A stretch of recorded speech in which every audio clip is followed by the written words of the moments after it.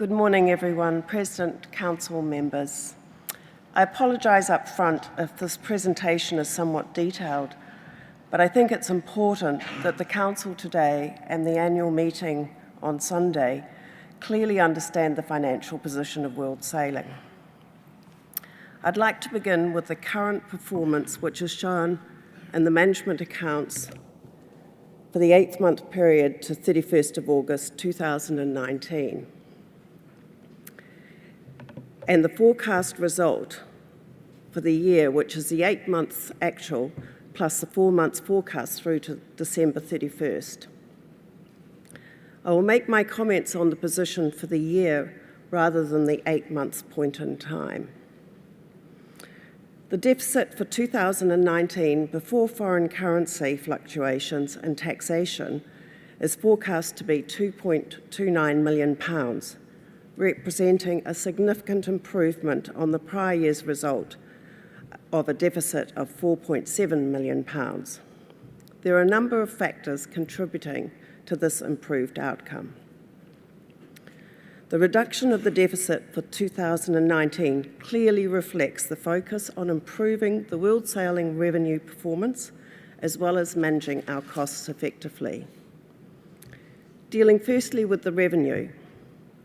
Overall, total revenue has increased by 12% to £3.69 million in 2019.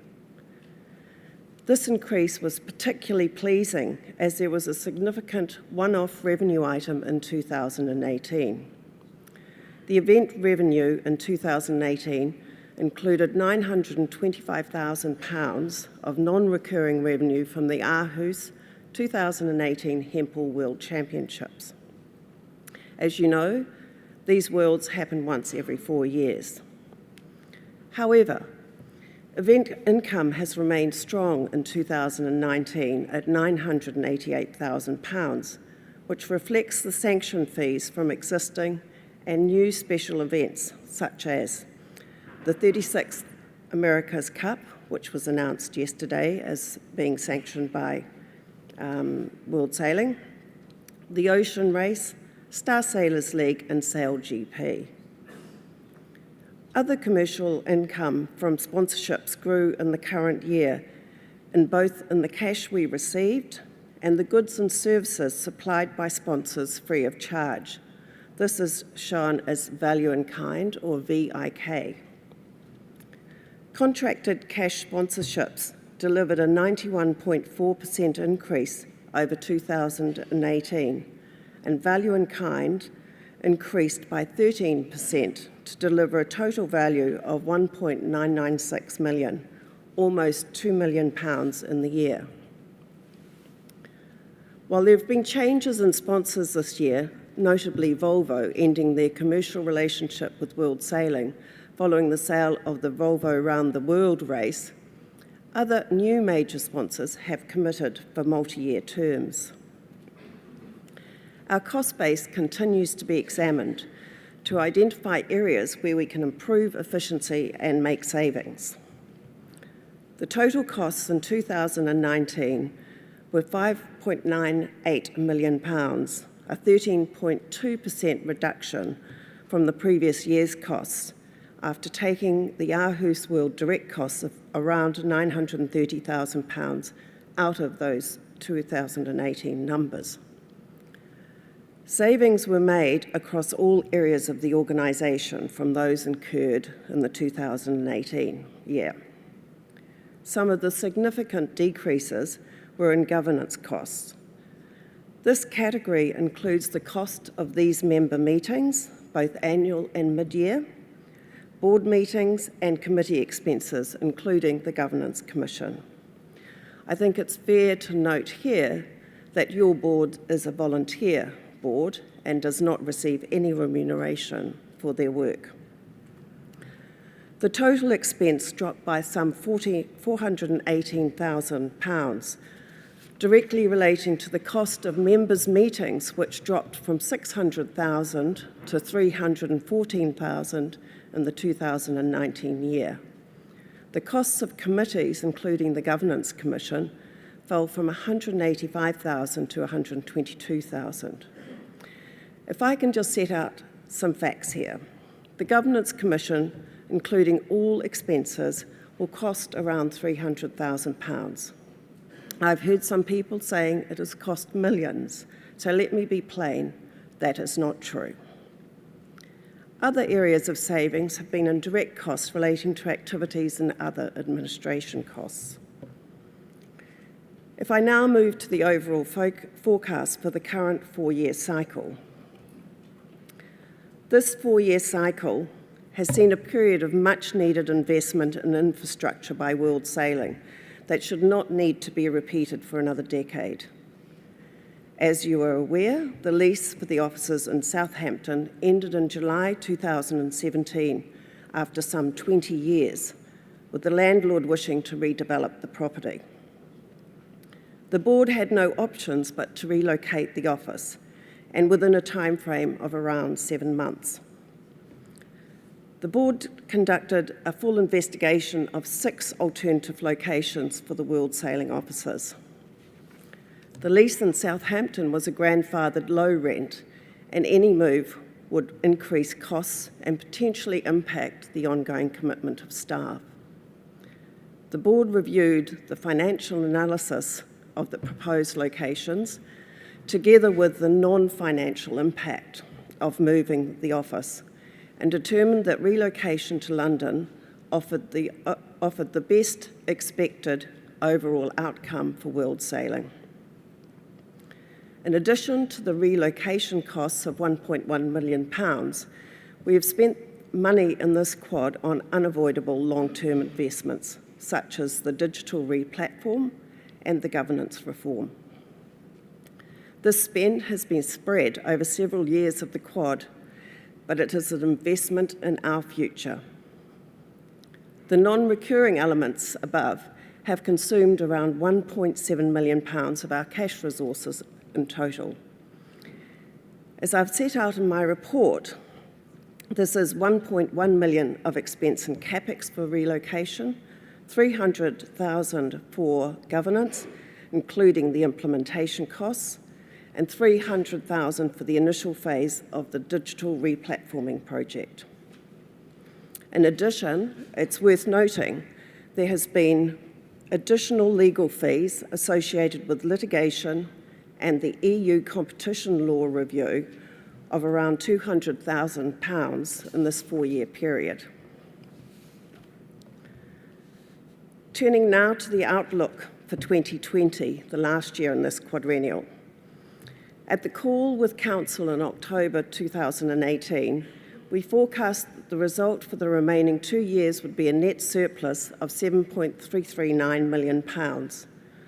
The reforecast included in your pack shows the difference between the 2018 forecast and the numbers in the current forecast are the actual results for 2018, plus a reset for 2019 and 2020.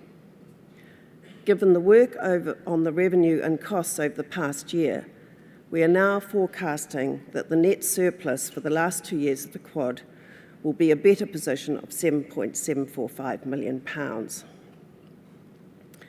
This outlook for the 2020 year has been prepared on a very conservative basis and only includes commercial revenue that is currently contracted and has no provision for any future additional income that might be gained.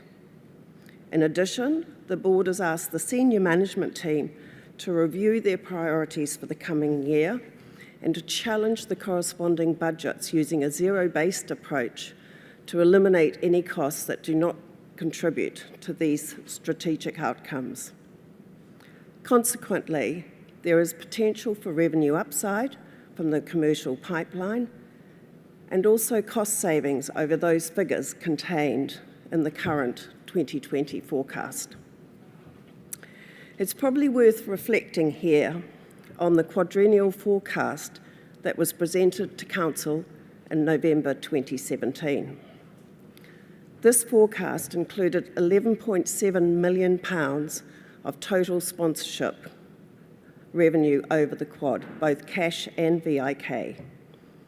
Almost €4 million of the expected revenue from a Tier 1 sponsor was lost after 1 year of a 4-year expectation. As you can see from the current forecast, only 6.9 million of that estimated 11.7 million commercial income has actually been achieved over the current period. Consequently, the World Sailing balance sheet for 2019 reflects the pressure on cash resources at the end of this year. The balance sheet, excluding World Sailing Investment Trust assets and liabilities, shows a deficit of net assets of £122,000 and a working capital deficit of £611,000 at the end of 2019. However, it should be noted that the creditors shown on this balance sheet includes revenue in advance for items such as the 2020 annual conference and rent equalisation provisions of some £760,000. The rent equalisation provision reflects the rent-free period that we received at the beginning of the rent that is spread over the entire lease period. Both of these items will be recognised either as revenue in 2020 or as a reduced expense in future years, and are not amounts that we have to pay creditors. We have presented to you, as requested, the 2020 cash flow forecast split by quarters. There are a number of matters to note here. Firstly, a high percentage of our revenue from sponsorship and member fees is received in the first quarter of the financial year. The cash flow forecast is based on the same assumptions in the 2020 forecast income and balance sheet. That is, no additional income, revenue, and no further reduction in the cost base. Lastly, the 90% of the Olympic money is received in the third quarter, with around 10% deferred until the first quarter of 2021. In May, we noted at Council that we would negotiate a temporary overdraft to cover an expected cash fall in the middle of the year, before the Olympic money is received. This facility is currently being finalised and is secured on the assets of the World Sailing Investment Trust. The cash flow indicates that the worst-case peak shortfall is currently estimated to be £1.3 million in August, 1 month prior to the receipt of the Olympic money. However, as previously noted, the cash flow has been prepared on a very conservative basis. The reason this shortfall has arisen directly correlates to the £1.7 million that we have spent on the non-recurring investments that I have previously mentioned. We are optimistic that the pipeline for sponsors continues to be strong, but we are also realistic that the time from proposal to contract unfortunately continues to be longer than we expected, given the global slowdown. Sponsorship sales pipeline shows the current proposals with potential supporters of World Sailing. Where the proposals have been made in the same category to potential sponsors, the amounts have only been included on the schedule once, rather than multiple times, and the number of prospects noted. Lastly, moving to the World Sailing Investment Trust. We have 2 portfolios currently totalling £2.27 million, which have been invested on a conservative basis. In the current low interest rate environment, the returns on the funds have been flat, but are in line with other funds with a similar risk posture. Thank you for your attention. I know the report's been quite detailed, and I'm happy to take any questions on the financial report.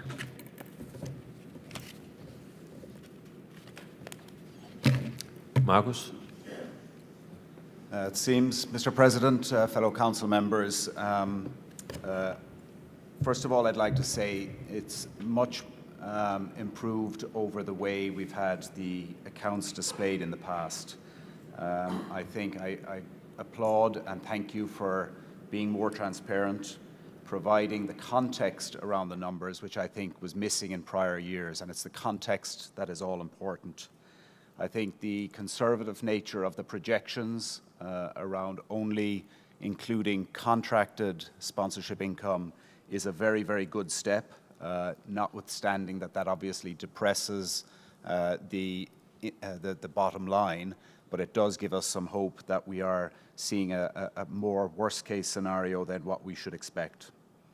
I think the second thing is that it is also refreshing to see that the sponsorship income seems to be staggered so that it doesn't just end at a cliff in an Olympic year, just the way our Olympic income comes in once every 4 years. It seems like the staggered nature of sponsorship really, really will help. And I'm looking forward to hearing Scott's commercial report later and hope that we are making some good progress on that. I'm also encouraged to hear that we're using a zero-based budgeting process for looking at our future budgets. I think that would be a very useful exercise and will be the sanity check over a top-down approach. I think finally the only, I suppose, concern I would have is that, and I do appreciate that given the governance decision we have on the table on Sunday, you know, if that goes through, there's one scenario. If it does not go through, it's a completely different outlook. And that's so forecasting into the next quad is going to be dependent on that decision.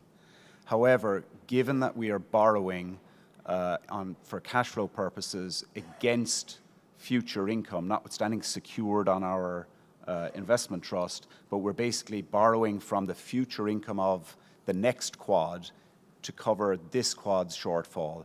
I think we should really be looking at the next quad's budget as well. I do appreciate the further out you go, the less reliance you can place on that, but it would be useful to do that exercise because we for sure want to actually recover the position and not just borrow from the future to cover today and then end up in 2-3 years' time with less money than we should have. The other small bit, I suppose, not so much a criticism, but I think one of the things, while fiscally I think you've done a very responsible job, the reality when you cut costs is that we cut the programs that we're supposed to be funding. And that is a real problem when the very strategy that you outlined earlier on, Mr. President, was to serve the sport. And I understand that that's a balancing act, but it's really important that we try and get back to funding the development of our sport. And that, of course, is a really difficult thing in the current financial situation, but it has to be a priority. And showing that in next year's budget is something I would hope to see. Thank you very much. Jan, do you have anything you want to comment here? No, thank you, Marcus. Thank you. If I can just assure you that the expenditure on programs has not been significantly cut, and in fact, the expenditure on programs like sustainability in particular increased threefold. So yes, we take that on board. And in terms of the 4-year forecast, yes, we'll work on that and bring that back. Thank you, Jan. And maybe also just commenting, Marcus, Jan has already said it, there hasn't been any significant cuts on programs going forward. And I also can say the meeting we had with SMT, our senior management team, the other day, already has proven that there are some savings which doesn't equal cuts. It's just being more efficient in the way we act. Also maybe just to enlighten that I think for the past many years we have had a very ambitious plan. We've also followed it, but I must also say that maybe the priorities between what we would like as a council and as a board has not been so clear in how we were actually organized and developed. And so I don't see, when I'm talking about cost savings, I'm not talking about cutting activities going forward. Right now, at least, that's not what I'm seeing. Thank you. Vosla? Thank you, Mr. President. Thank you, Jane, for... Good morning, everybody. Thank you, Jane, for this report. We fully had understanding that as the CFO left the organization not long ago, that the sheets could not be communicated as regulated in the Constitution in time, but thank you that you finally managed to send it to the council members and to the MNAs. It is not easy to say that our financial management has been sterling. We have already spent £2 million of the projected 12 million of Olympic proceeds for the next Olympic 4 years period starting 2021. Spending appears to have been out of control so that we have to borrow money to get through Quad and borrowing from future to pay back the errors. The move to London and its attendant costs had a very negative effect on our budget. I would not. I'm not intended to criticize in detail the sheets. Just allow me to have one recommendation. I think we can agree that our organization is not in a good financial shape now, and therefore, although me personally, I'm very happy to be on beautiful places like this island, but to have to plan our conferences in a row in Sarasota, in Mexico, in Puerto Vallarta, then here in Bermuda. Next year we go to Abu Dhabi. I think those places are too expensive.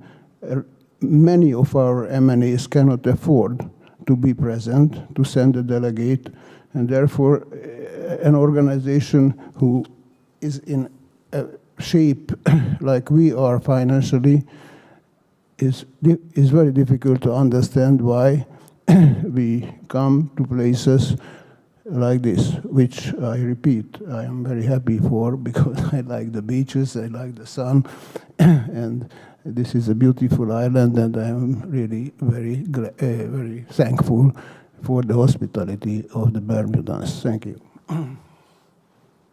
Thank you, John. Sorry, Vosala, anybody wants to? Yes, Tula? Good morning, Mr. President, fellow council members. I'd like to address the following questions to Jan, if I may.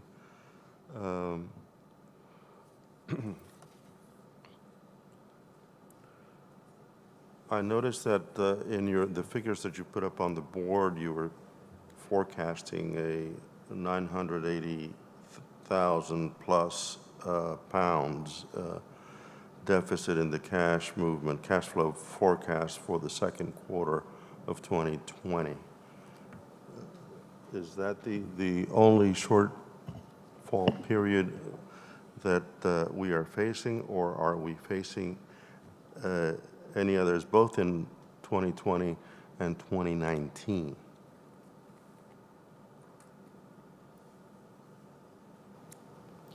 You want me to answer them as you go?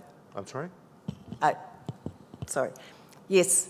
So as I explained in my presentation, the quarterly cash flow represents quarter end amounts, but the worst case peak shortfall actually falls in August, which is in quarter 3. But because we receive the Olympic money the month after, quarter 3 doesn't show that. that peak. So yes, there is a cash movement, negative cash movement in June, but that's not our peak cash shortfall. That will occur in August. And I understand that to the layman, that would the influx of the Olympic money in the third quarter would alter our perception of that, but I understand that, how it works, yes. But my question is then, there is that shortfall, and then the one that you've noted there of 982,000 pounds, and then and there's another one that you've mentioned in August. Okay, well that's for 2020. My question is, in 2019, do we have between now and the end of the fiscal year any shortfall predictions? No, it's not predicted to have a shortfall in any period up to the end of December. So at the end of December, the cash position we admit is tight, but we end up with 35,000 in the bank at the end of December.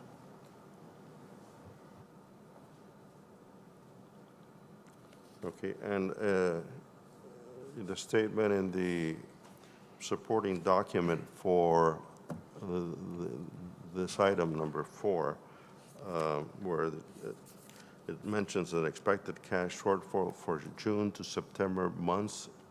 The only year mentioned in that paragraph is 2019. Am I correct in assuming that that's an oversight? My apologies, that should read August 2020. Okay.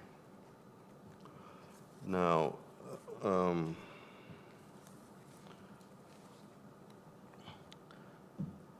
the facility, which is, when you speak of facility for layman's purposes, that would be a loan to cover working capital, is that correct? Yes, it's a temporary overdraft facility. Okay. A loan, yeah.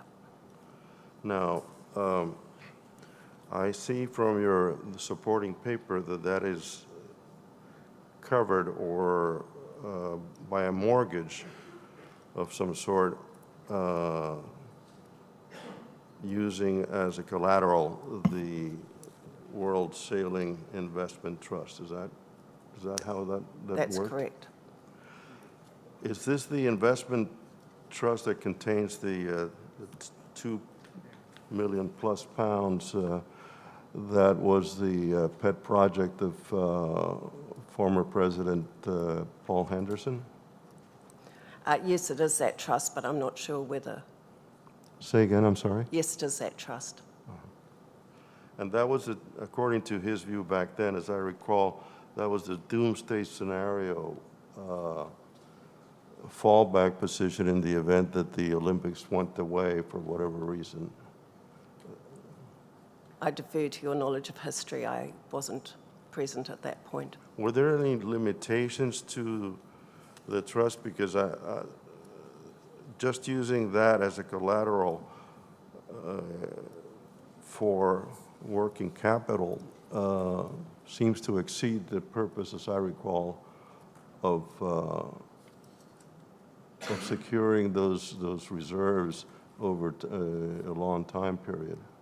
They were like the untouchables. That was when we would have to perhaps reconsider the purposes and the goals of this institution, from developing world sailing and the Olympic projects and whatever, to perhaps go back to something from the more modest past of just handling a unified system of worldwide sailing rules for the benefit of the sailors. Sorry, I didn't understand your question. I'm questioning whether the purposes that trust funds money is being used is appropriate in the context of what the intent of that creating that reserve fund was. Just so we can explain, the trust funds are not being utilised for that. The trust funds are collateral, as you say, as security for the loan, and it is not anticipated that those trust funds will be utilised in any way, shape or form. They're merely a security for the bank to give us a temporary overdraft for effectively 2 months maximum until the income from the Olympics is received. Nevertheless, the purpose of maintaining that in a separate account, in a separate entity as it was as well, as I recall, was to isolate it from the use of regular operating expenses rather than securing so that you could have the money in the event of the doomsday predictions. Yeah, sure. Let me put it this way. Do the trust documents read to permit you to mortgage these funds for the use of working capital as opposed to something more severe than that? Mr. President, right. Is this working? Yeah. Mr. President, members of council, that trust fund, the makers, who were back then IYRU in 1997, did not limit the use of those funds. There may have been an intention, but it was not limited. The trustee, Mr. Andrew Roy, at the time, received a letter of instructions which did not contain that, to my understanding. Eric. Did you verify that, or is that just...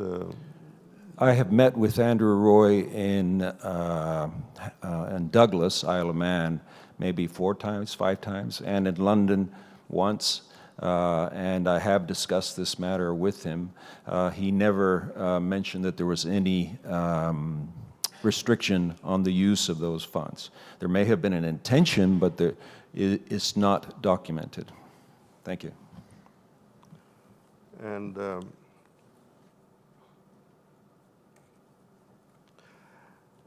the slightly separate question, but it's in the same vein as this one. This deficit that has been produced in terms of the cash flow situation, the source of that, is it not, is it located in the commercial ventures of the Federation?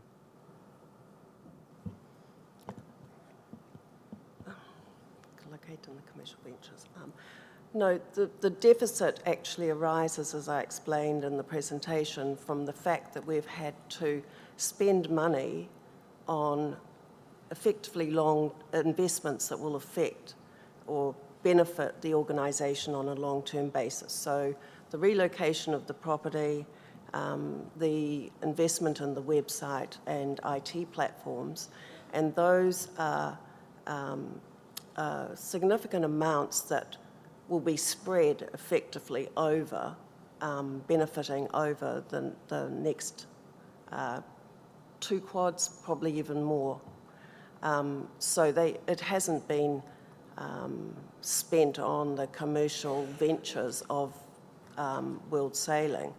In fact, the commercial income from sponsorship and from goods and services that are supplied to the World Sailing organisation funds activities of the organisation.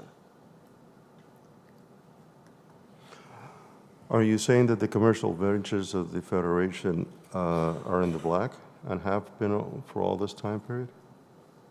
What do you mean by the commercial ventures? I mean, the activities of the organisation are providing participation in development programs, they're doing sustainability, they're doing regattas for sailors. So I'm not sure what you mean by commercial ventures. Perhaps you could be a bit clearer. The investing funds in the running of an operation with the expectation that you would recoup your funds invested and make a profit, as opposed to expense items such as development funds, and that you know that it's a long-term investment and you do not expect income or revenues to produce a profit from that venture? No, we don't invest funds in commercial ventures in that way. We run the organisation for the benefit of world sailing, and the expenses are to run the operations of world sailing. Does this, I'm also concerned about the use of Olympic monies for purposes other than the Olympics, which is, I think is the charter requirement.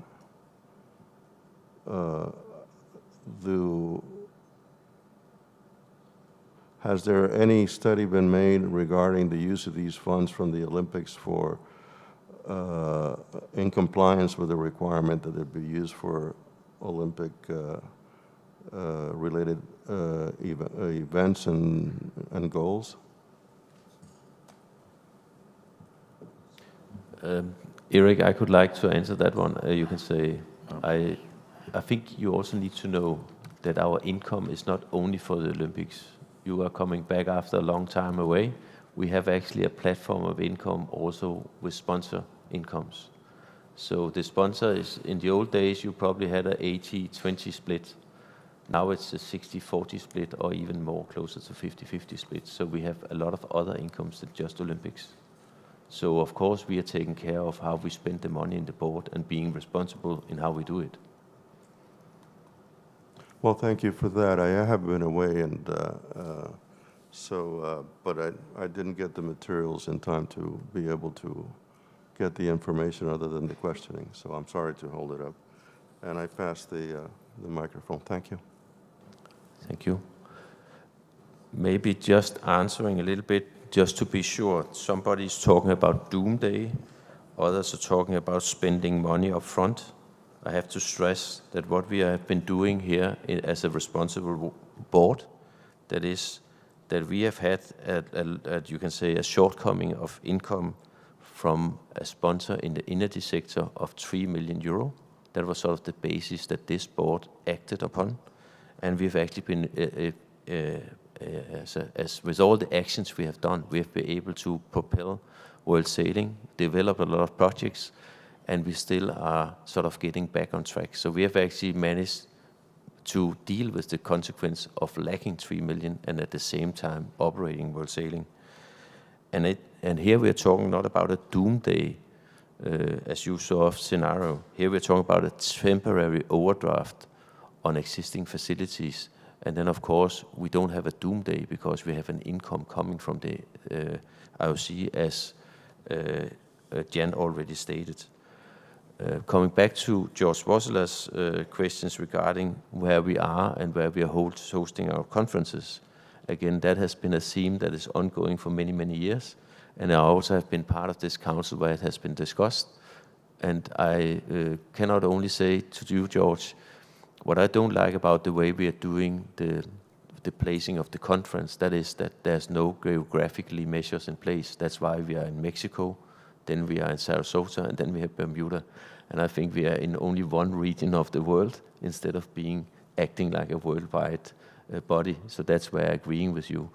And then I think it's up to the council and to the M&As to put forward submissions to regulate that part. It's not up to the board to break the regulations in place to get there. So actually I support your suggestions there, but please come forward with a submission. Thank you. Pablo. Thank you, Mr. President, fellow council members. I would like to thank Jan for a very comprehensive report, though I would like to make no questions, but yes, a request. If I'm not wrong, we have two lines that accounts for almost 60% of the total expenditure. So it will be nice to have in the future a detailed explanation of event costs and other direct costs, though as they are very significant and also if you pair event income with event costs, that will account for more for the total or perhaps more than the complete deficit of the quadrennial budget. So for the future, for the good participation of the shareholders, it would be very good to have a profit and loss statement by event, if this is so significant.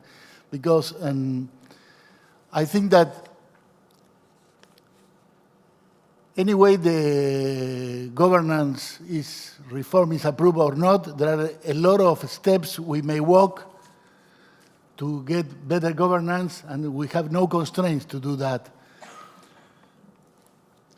Another comment, and I've been consulting for more than 30 years with profit and non-profit organizations. The total administration, representing almost more than 45% of the total income, is a very high number.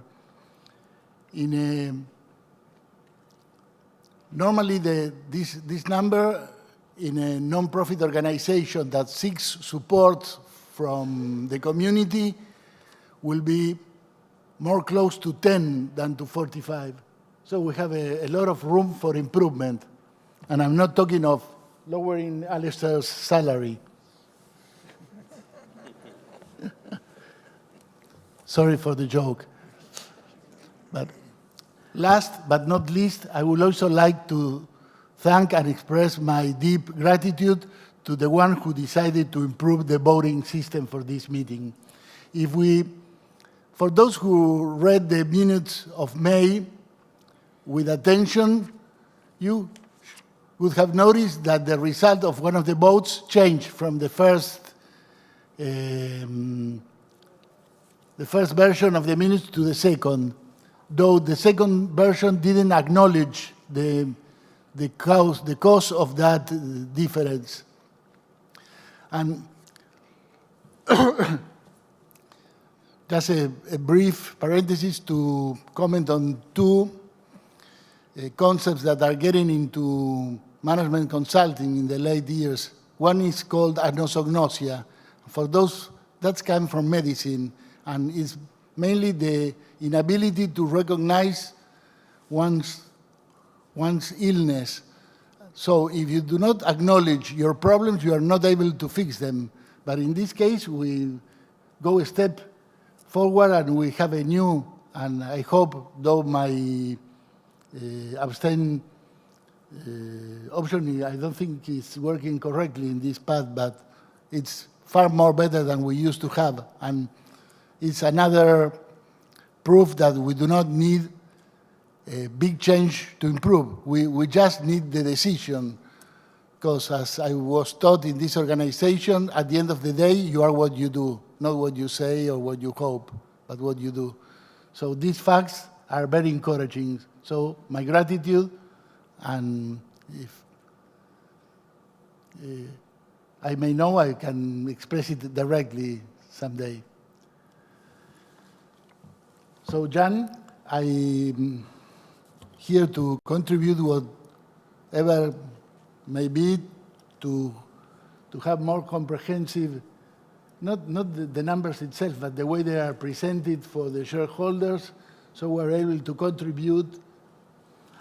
And there is another thing that may call our attention in this strange circus we run at World Sailing. If you look at the revenue regarding Olympic, it's a very big one, and when you saw the Olympic costs, they are small, because this is like a ghost number, because many of the costs related with the Olympics are reflected in the M&A accounts, because at the end of the day, the one who pays for all the Olympic costs are the M&As. And coming here from a small M&A, I can't imagine the real number that is represented by the Olympic cost if we add up the budgets of all the M&As. Thank you. Thank you, Pablo. You talked about transparency. I can only say, since this board has been in place, the financial figures has been published in May where traditionally they were always published a year later because they were published at the annual meeting. And at the annual meeting, you were reading the figures from the previous year. So we never really had any debates about it because it was already too late. So that has been the practice of this board. Then I would say we have changed the format and the content of the reporting, and I'm hearing that you would have further information. But I also would ask you to actually liaise directly with Jan, I'm sure will help you, but also with our financial manager, because some of the things you are saying are actually not correct concerning when you are stating the comparison. And I think the finances of a corporation like World Sailing is actually quite complex, but we will really make sure that you get the best information that you can have. About the voting system, again, just to be clear, this voting system we're using here is a fairly new one developed in Germany. So hasn't been around for a lot of time, but it's serving all the purposes and is living up to all the standards. So I'm just saying the voting system used previously was the voting system used by a majority of international federation. So that's where we are coming from. So of course I'm also happy when we can improve and find better systems. Pablo? Thank you, Kim. It was not my intention to make a point about transparency. If I was not clear, I apologize about that. What I was only requesting was more information to open, because you cannot drill down on a page. And as the numbers are very significant, it will be nice to have more detailed information, just that. Thank you, Pablo. And if that concludes, sorry, Gary. Thank you. Don't want to delay coffee very long, but Mr. President, council members, one observation, I guess it was 3 years ago, we were presented a budget around this table that had extremely optimistic sponsorship numbers, and we approved it. So I think we share in the responsibility here for this shortfall. It's quite easy to blame somebody else, but I think we share in that. And I would applaud the board for making the best of a bad situation. It seems they have a plan, and we can get through this. Although I do have one question for a financial layman. It could wait till an answer for later.